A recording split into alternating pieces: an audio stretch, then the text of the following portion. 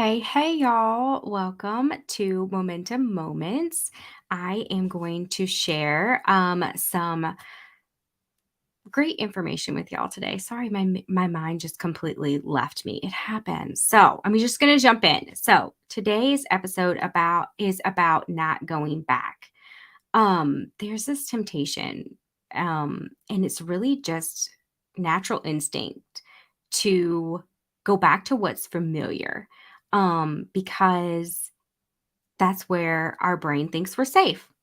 So there's so many times in our business or in our lives that we're wanting to try something new, and there is this urge to just go back, just withdraw and go back to what is safe because, again, that's just natural instinct. And that has happened so many times over and over again in my business, especially when I left my 20-year career. I resigned from my 20-year career back in March of 21. And oh man, let me tell you, as fun as that was and as like, wow, I can't believe this is happening. It was so scary, y'all. I've never just worked for myself. I had always had like a side business, a side hustle, and a full-time job, or a full-time job, a part-time job, and a side business. I had never just worked for myself, which is still a little scary when I think about it. Um, Even just being a small business owner is scary in itself. We don't know. We just don't know much about it. If you were like me, you've had a job since like I had jobs when I was a kid. I had a paper route. I would go test cows with my grandpa, like help my mom clean houses, and then when I got my first legit job at 16, I think I like turned 16 and a week later I had a full-time or not a full-time job. I had a part-time job. So that's what I knew. And so here I am, no longer punching a time clock, no longer having somebody basically dictate my day. I knew I had Monday through Friday or, whatever. I had to be at work at a certain time. And these were the things that were expected of me. And now here I am, like, I know what needs to get done, but I really just didn't have a structure and the temptation to go back to what I knew and what was familiar, even though I was not happy there and it had started affecting my health. Um, there was so many times that there was that very real, I just need to go back to being a pharmacy technician because that's what I knew. But it's not like, trust me, keep pushing forward because we didn't become small business owners and become our own bosses to stay small.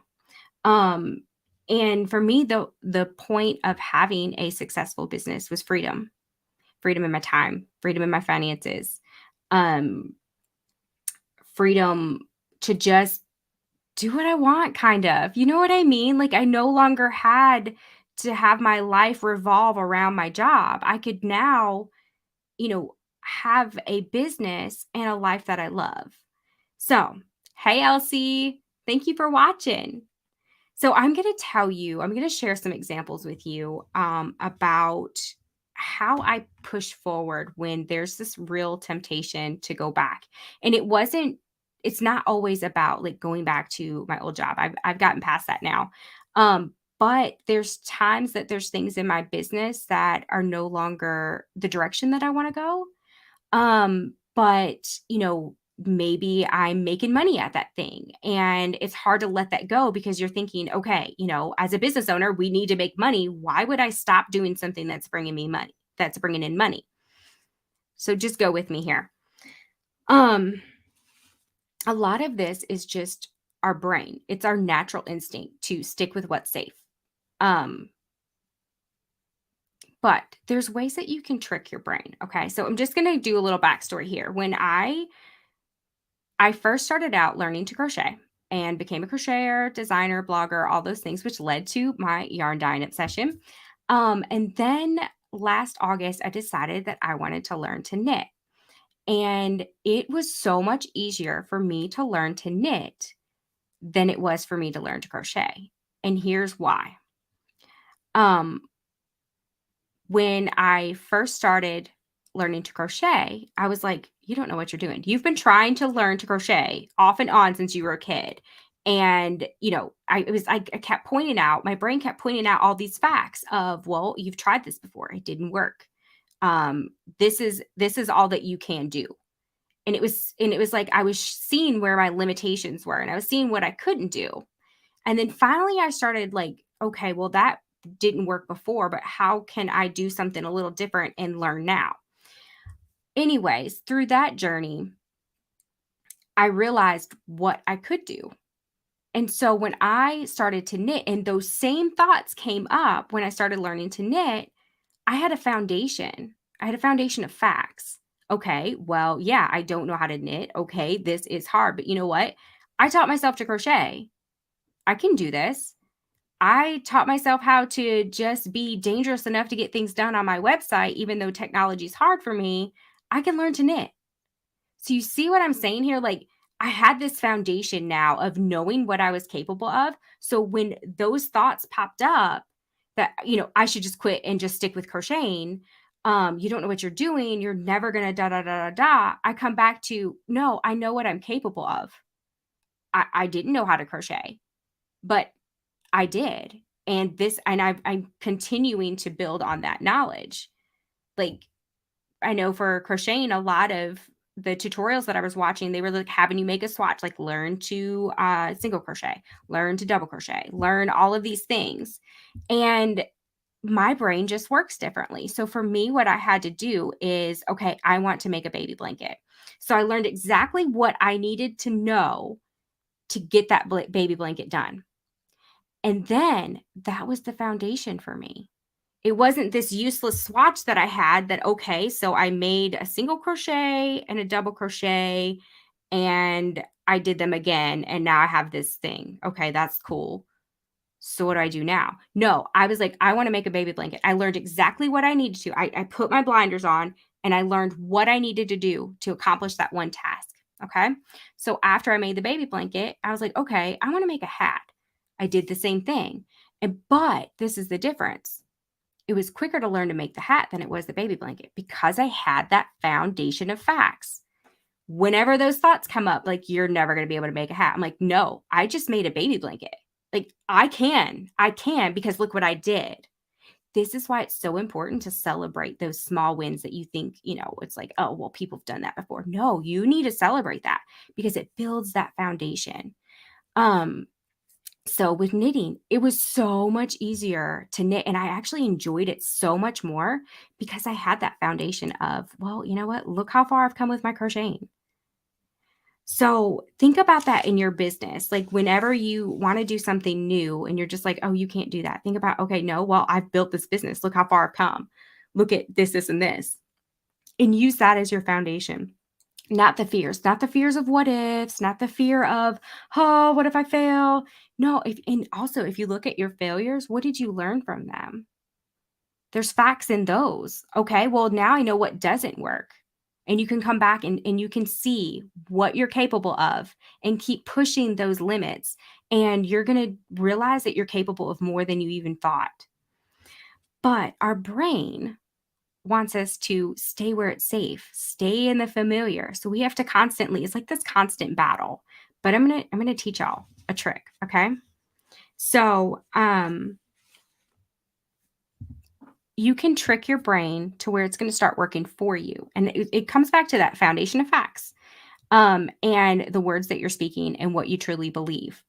So this doesn't have anything to do with business, but just go with me here, okay? So I tricked myself into hating fast food. I know, it's so strange. But at the time, I didn't really realize what I was doing. But what I knew was every time I ate fast food, I just felt blah. I had no energy. I felt sluggish. I felt bloated. Just, ugh. I just felt, ugh. And yes, I was hungry before I ate it, and I was no longer hungry afterwards, but my energy level was terrible. I just felt terrible. And I was tired of feeling terrible, but I loved fast food. So I tricked myself into hating fast food. And it all started with I told myself fast food was gross. I was like, it's gross. Like, oh, just the smell of McDonald's it makes me sick at my stomach. Um, Thank you, Elsie. I would tell myself that the smell of McDonald's, oh, or it tasted terrible. It tasted fake. It was just gross. Da da da da da. And I was still eating it, but I'm telling myself it's gross. And it didn't take long to where it no longer had a good taste. Like I could taste the fakeness. It's like, ah, this is fake meat. This is fake bread. This is fake fries. I mean, it was just all these things that I was telling myself. And I no longer eat literally the smell of McDonald's. It just turns my stomach. I cannot. I used to before work, sometimes I would go by there and get my friend a coffee and I would get me an unsweet tea.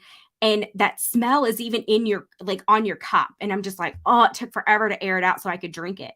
I'm not kidding. Like, just the smell of fast food turns my stomach. Now, I don't wanna I don't want to lie to y'all because I say fast food, but I will still tear up some chicken, okay? Like, I love some Zaxby's chicken, and I love some Popeyes chicken. I will tear up some chicken. But when it comes to, like, Wendy's, Burger King, McDonald's, I don't eat anything there. I won't. Like, in fact, I got the nickname at work Picky Nikki because anytime we decided we were gonna, eat out, they're like, "Well, Nikki, make a list of the places that you'll actually eat at," because I don't eat at McDonald's. People like McDonald's, I'm like, "Mm-mm, nope, don't. I'm sorry." And I will go without eating before I eat like McDonald's, Wendy's, Burger King, something like that. But the thing is I didn't realize it until looking back now. I did the same thing with pop, with sodas. I don't drink them anymore. And I use the same thing. Um, but what I didn't realize at the time is what I was doing was actually scientific. You can rewire the neural pathways in your brain. And when you can do this, you can start getting your brain to work for you. So instead of when I was hungry and I was going back to what was safe and familiar, the fast food, I tricked my brain into thinking that I didn't like fast food. And then I ended up not liking fast food. Still don't like fast food. So, but what I had to do is I had to be consistent and I had to prepare. So I knew that, fast food wasn't an option anymore. So I needed to consistently make sure I had something to eat. I have snacks in my purse, like all the things whenever I go somewhere like out of town or like a family gathering. I have my own cup. I have a cooler of water. That way I'm prepared. I'm not going to have a moment of weakness and drink a Coke. Or I'm just like dying of thirst and that's the only option I have. So it took time, but you will surprise yourself at the power of your brain. So let's get back to business. Um,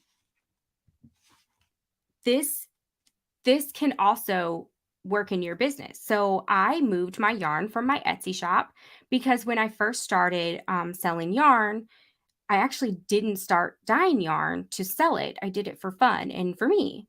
And I shared it with my community and I would go live and dye yarn. It was so much fun. And then I had people say, I want to buy your yarn. And I'm like, I don't want to sell it. It's pretty. I don't want to part with it. But then I loved dyeing yarn and I needed finances to continue my yarn habit of dyeing yarn. And I'm like, okay, at this point, I'm never going to use all this yarn. And it makes more sense to, sell it so I can buy more bear yarn and play. So I remember the first like DM I got, and I'm like, okay, I will sell it. All right, all right, all right. I'll sell it to you, but I don't know what to do. And literally, she's like, "Don't you have an Etsy shop?" I was like, "Yeah." She's like, "Throw it in your Etsy shop. Put this price tag on it." I'm like, "But I don't have anything to label it with." She's like, "It's fine. Just put it in the listing. As long as I got it in the listing, I'm fine." And that's how it started. But I didn't know.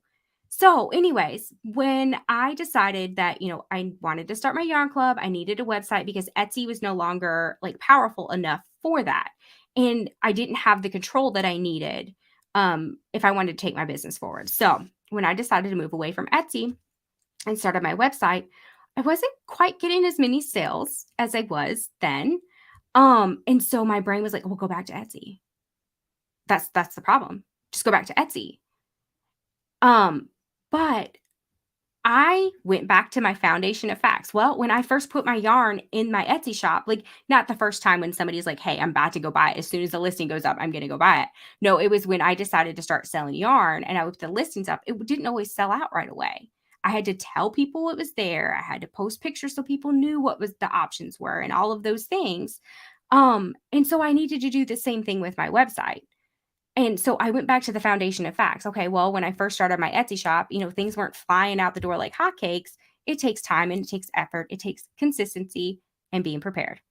So I started putting that energy into my website and, things started to happen and it actually took off more than what it did on Etsy.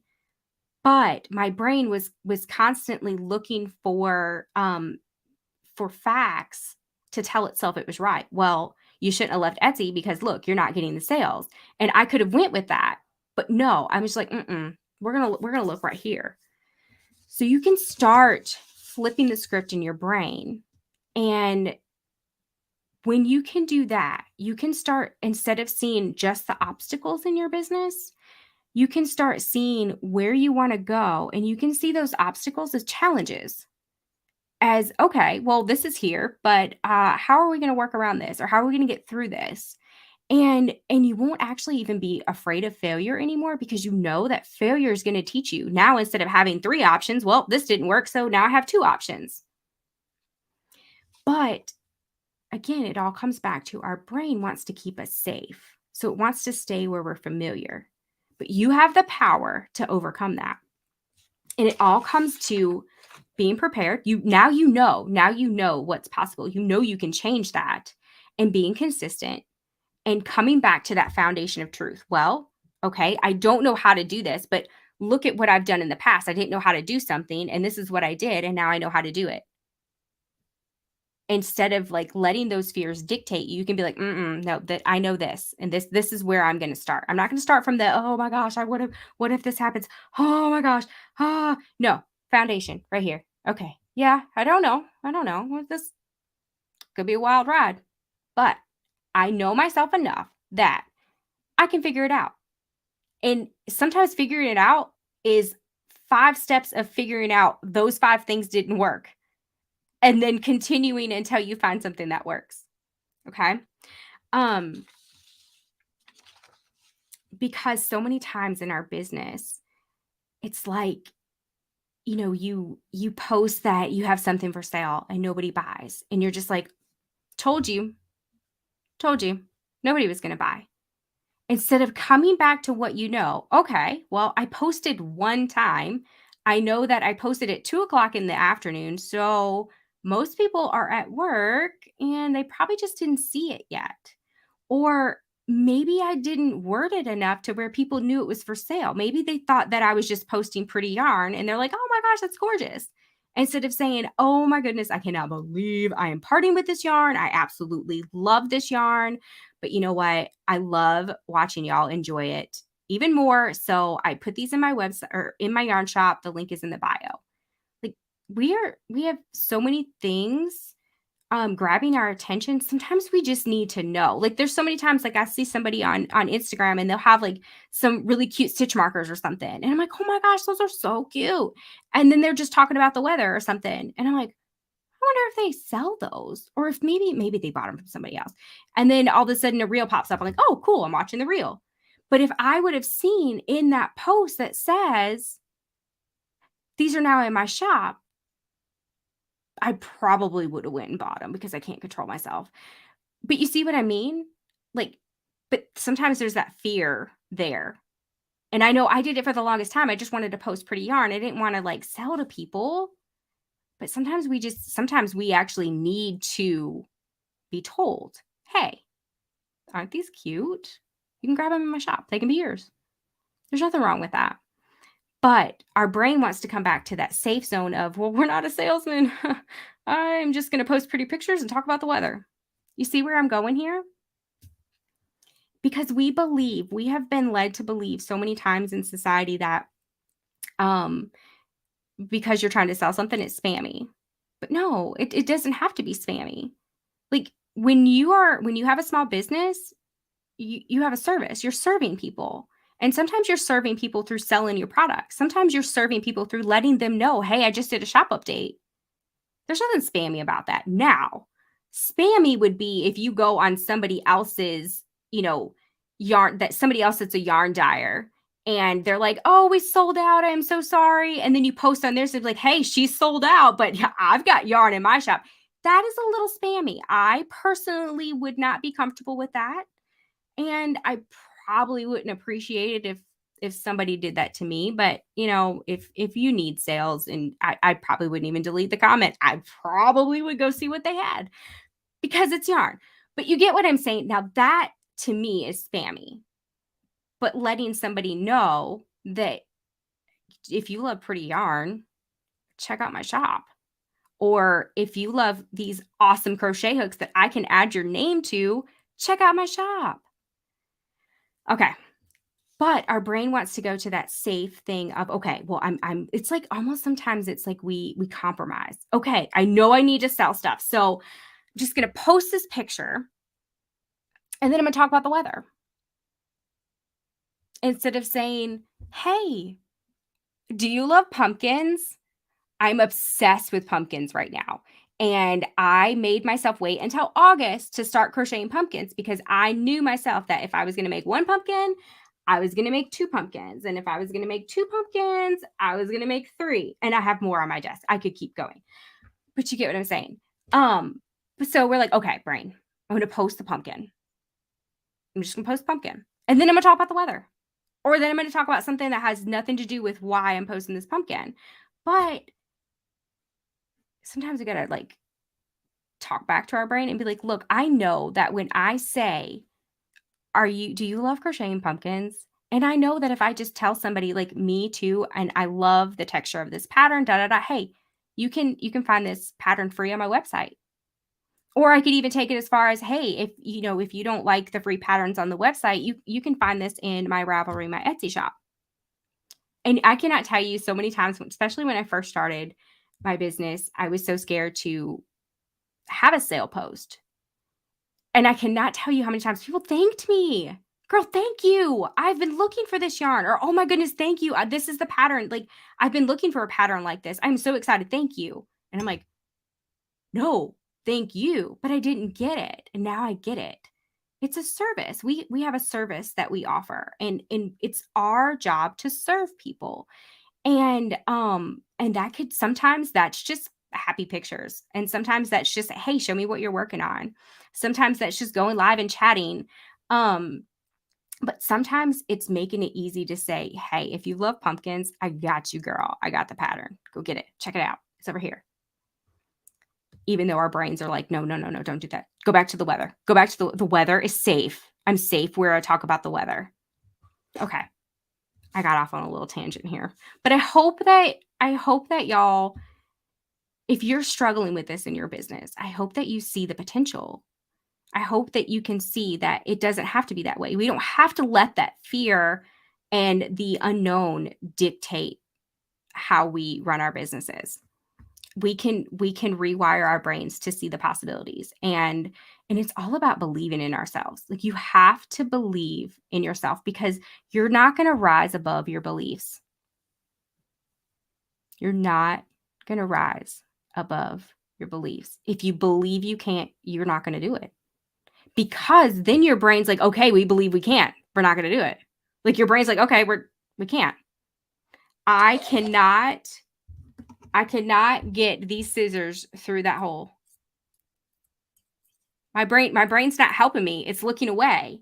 But if I'm like, I'm going to figure out how to get my scissors through this hole, I'm going to figure it out.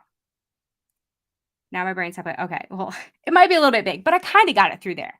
But you get what I'm saying? Like, if you say you can't, you can't. If you say, I can try, then your brain's like, all right, let's go, girl. Let's figure it out.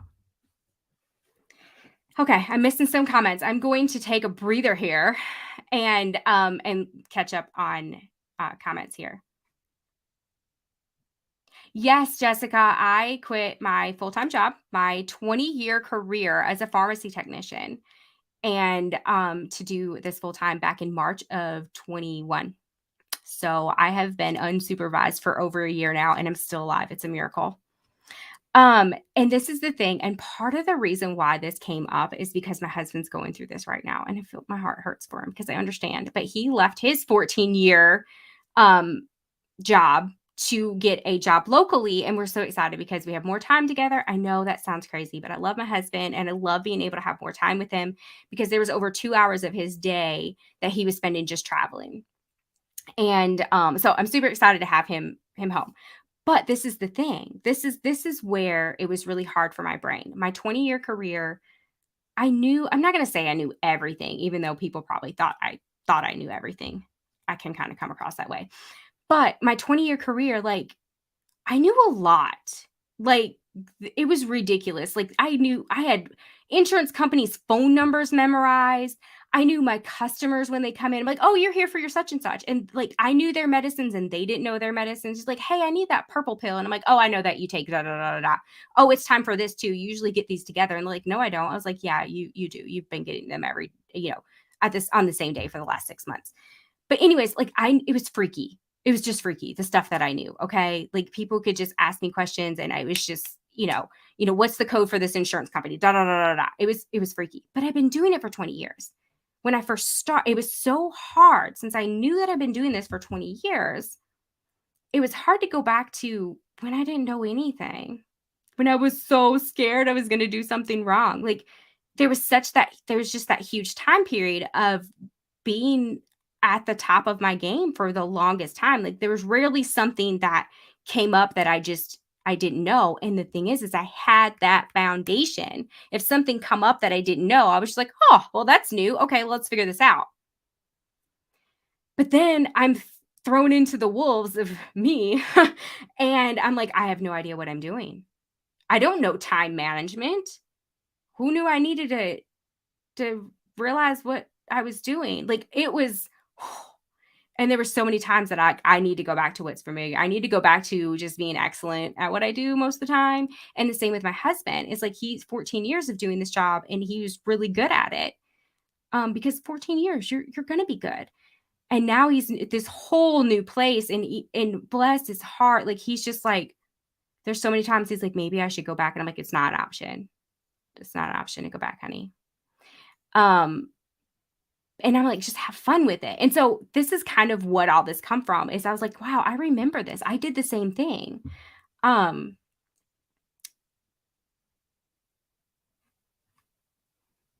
"Hey, Naughty Crush," or Marquita makes,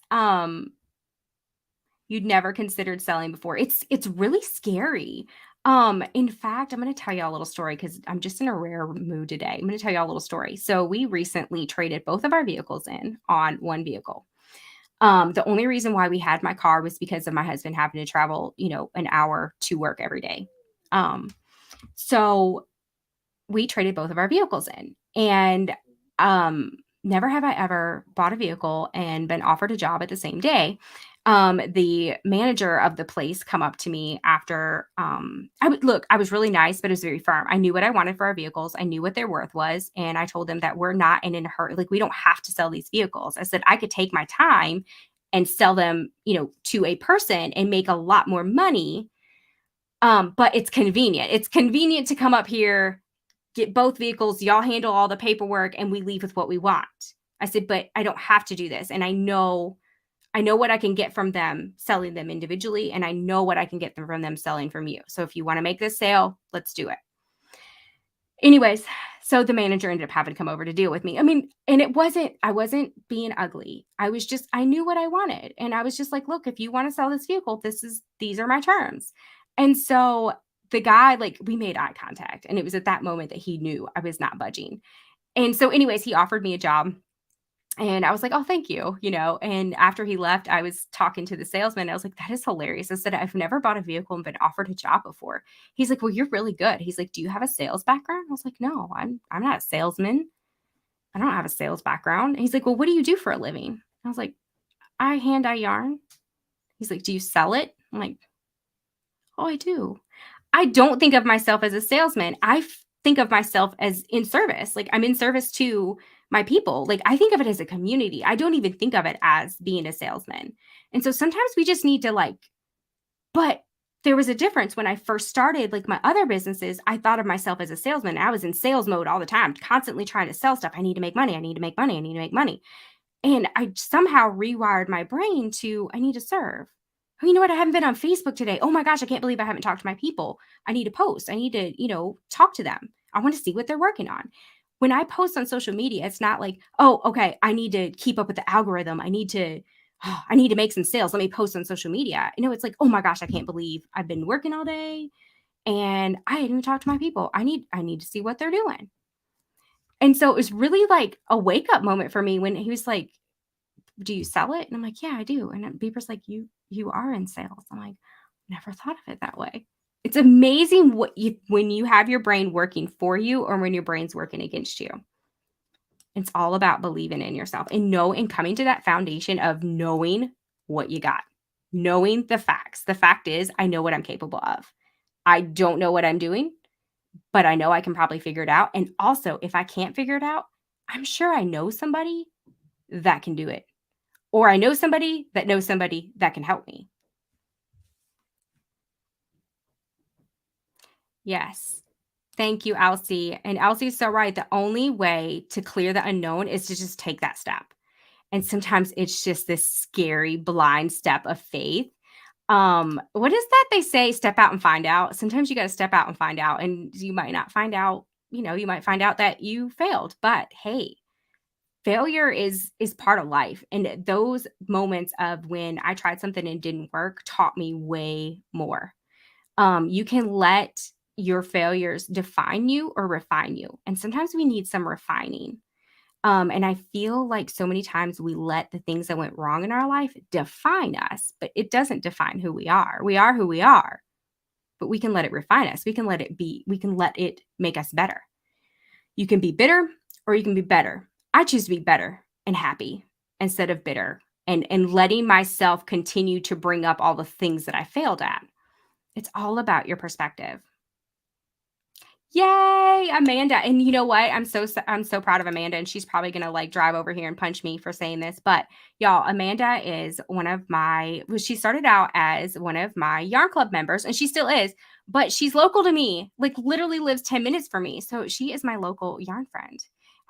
So yarn has brought us to a friendship, and we are having an art mart locally, and she's going to be setting up to sell her crochet makes at the art mart. And I'm so proud of her because I know how scary that is. Like if you're just most of us creative people are introverts. Like we're just not big on crowds and things like that. And when you're kind of like selling yourself in a public setting for the first time, it can be really nerve-wracking. So I'm super excited for her for just even though that fear is there, stepping out and finding out. And I think it's going to be absolutely awesome. So, Amanda, I'm so proud of you. And I'm sorry that I kind of blasted some of your personal stuff on here, but I just want you to know I'm proud of you. Oh, you were a farm tech, so you understand, girl. It's a whole different world. One of these days, I'm going to like write a book about some of my pharmacy stories. But it was what was familiar for me. And I'm not going to lie, like the temptation to go back, especially when times were hard. And I want to say, I don't even remember when it was. It might have been earlier this year that my old boss actually reached out to me and offered me, he had a position open and he offered the position to me. And I'm not going to lie, he caught me at a moment where I was having a bad week. And I was just like, I did think about it. I was like, how much easier would it be? It would be so much easier to go back. I know I'm guaranteed I'm going to make this amount every week and all of these things. But I'm like, I know what I want for me. I know what I want for my family. I know what I want for my people. And now I have a coaching group. And this is part of the reasons why I do Momentum Moments is because it's kind of a sneak peek into some of the conversations I have inside of my group. And it's a coaching group, but it's not your average coaching group because I'm not your average person. For me, the biggest things that I have learned that have helped me grow as a person and as a business owner, it hasn't been strategy. It hasn't been, hey, do these 5 things and you're going to be successful. It was changing my perspective, changing my thinking. And that is why, like, that's where most of these momentum moments come from is changes that I made that completely changed my life and changing my mind, my mindset about things, changing the way that I look at things, changing the way that I talk to myself, changing the way that I handle fear, and things like that. that is what has gained me momentum in my business that is still snowballing. And seeing now believing and seeing what's possible when you believe in yourself and seeing what's possible when you change the way you think about things.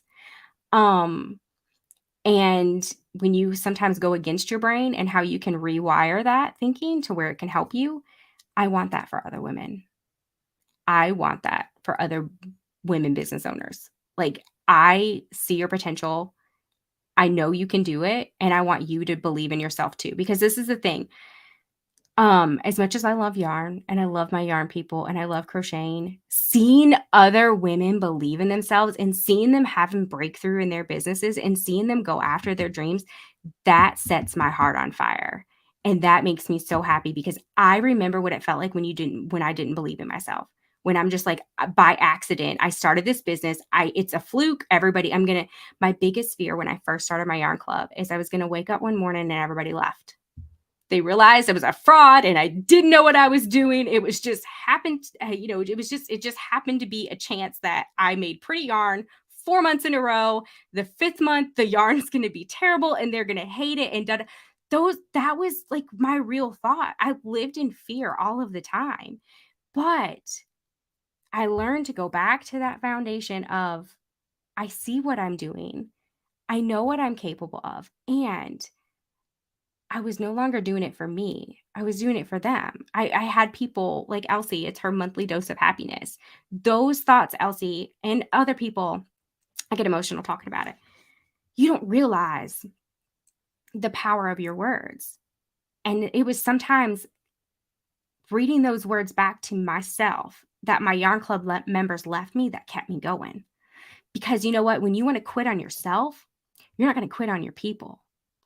And it was Elsie saying, my monthly dose of happiness arrived. And I'm thinking, if I quit, she's not going to get her monthly dose of ALC happiness. Or the people that says, oh my gosh, this is my favorite ever. Like, oh, I love it. I can't wait to use it.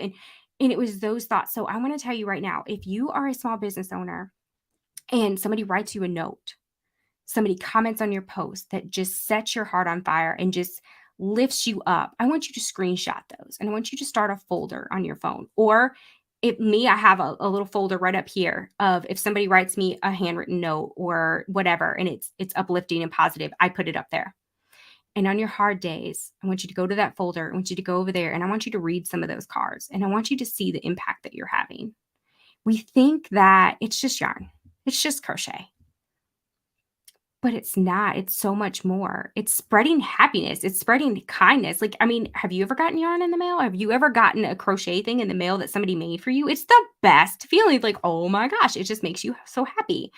Um, so it's so much more than that. And it's about having an impact. And when I realize that I can inspire and I can encourage and I can have an impact, man, it's what keeps me going on the hard days. And so save those nuggets for the hard days. And you get back in there and you read those and you realize that it's more than just about you. And so now, as I love my yarn, I'm still going to continue my yarn, but now it's about, I want other women. I want other women to have this too. I want you to believe in yourself. I want you to see your potential and I want you to go out there and serve your people. So that's part of the reason why I talked today is because I just went live in my coaching group and talked about this, but I went into way more detail and talked about some other things too. And so I always try to follow that with, while it's all fresh on my brain, come on here and share it with people because sometimes it just takes that one person saying something just at the right time, just in the right way, that we can have a breakthrough. And that's what I want for you because you can do it. And start seeing what's possible. Start flipping those negative thoughts into positive thoughts and just keep going because you've got it. And let me tell you, when that momentum hits, it just builds and it doesn't take as much to get that momentum going. Like it's already going. You just have to keep going with it. Oh, I'm missing some. Yes, Jessica, we are Mississippi girls. We live in North Mississippi. Oh, Amanda, thank you. I'm so proud. Oh, so proud. Sometimes we need somebody to believe in us more than we believe in ourselves until we can catch up. That is what has been a game changer for me. It really has. that is how I got over my anxiety because it's what you tell yourself. It is, and the thing is that anxiety still like, there's times when I send out my yarn club, I'm like, "They're what if they hate their yarn?" And it's so funny because I have yarn club members that say, "Nikki makes me like colors that I normally wouldn't like." So I feel like they have even learned that if they're like, "Oh," and then they're like, "Wait a minute." Like, I even had my friend Danielle, I call her, everybody's my friend. My friend Danielle, that's in my yarn club, she said it was like a year ago that this color was in her yarn club box, and she worked with it, and she's like, "I knew better than to judge, a hank of yarn before I worked with it." And she's like, "I love it." But when she, looking at it, she really just didn't love it.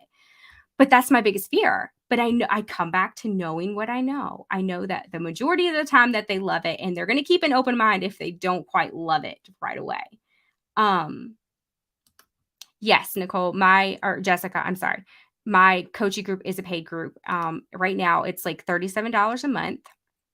And I go live every single Monday and talk for an hour. And then also you can ask questions in the group, and things like that. So, and I don't talk about it enough because of fear. Because of fear. Um, I launched this group back in April, and I haven't even opened to new members. I've had a couple people reach out to me and be like, "Hey," like they listen to my podcast, my Makers Momentum. No, my Makers Gonna Sell podcast with my fellow Indie Dyer. And they're like, "Nikki, you've talked about this coaching group. Are you open to new members?" I'm like, "No." And I'm thinking, no, because I'm a chicken. But I've let some people in because they've like reached out to me and want to join. But I'm getting there. I'm going to be open to new members soon. And now that I've announced that publicly, I have to go through with it. But there's that fear there. And it's what I talk about isn't it because I'm on the other side of that? I'm still going through it. I've made it through all this other fear, but every step there's this fear, and you've got to keep pushing past it and keep pushing past it. And I think one of the things that I have to keep coming back to is that I know I'm not for everybody, but I know that the people I'm for, you're going to have breakthroughs. You come in my coaching group, you're going to get results because I'm stubborn, and I'm going to keep talking to you in how many ever ways I have to. I want you to believe in yourself. And sometimes just seeing somebody else believe in us, we're just like, maybe they're right. I'm going to try it. Okay, I'm going to quit. So yes, it is a paid group. Oh, thank you, Elsie. I greatly, greatly appreciate you. Elsie is one of my founding members. I've been lucky enough to meet her in person twice. And this is the thing, y'all, when you can have a business that's more than just about you. To me, if I won the lottery, if I have some rich relative that I don't know about and I inherit, millions of dollars and never would have to work again in my life, I would still show up and do this. I would still show up and get free yarn for everybody. I would still show up and coach my girls in my coaching group. I would still show up online and help uplift and encourage and inspire other women. It's what I would do. And money, I'm just lucky enough that this is my full-time job. I shouldn't say lucky. I'm blessed enough that this gets to be my full-time job. So I hope that this was helpful for you, and feel free to reach out if you have any questions. If you're catching the replay, comment, let me know. Because it all starts with what you believe. And this is the thing. Our thoughts and our actions come from what we believe. Have you ever learned a new strategy about your business? Or even you just know what you need to do, but you're not doing it. That if you want an online business, you're really going to have to grow your social media, but you don't do it. And you're just like, I know I need to do it, but I don't know why. It's because there's some belief, there's some hang up there. And when you can start attacking those beliefs and start flipping them to believing your potential and starting to see the possibilities instead of the obstacles, it's a life changing, it's a game changer for your business. So I hope that I can help you do that. And if you liked this, I have more momentum moments on my YouTube channel. You can just go to Avery Creations on YouTube and click on the playlist Momentum Moments, and there's a bunch in there, and I hope that they help you. All right, I'm going to get off of here before I talk for another hour. I hope y'all have a wonderful day, and I'll talk to you soon. Bye for now.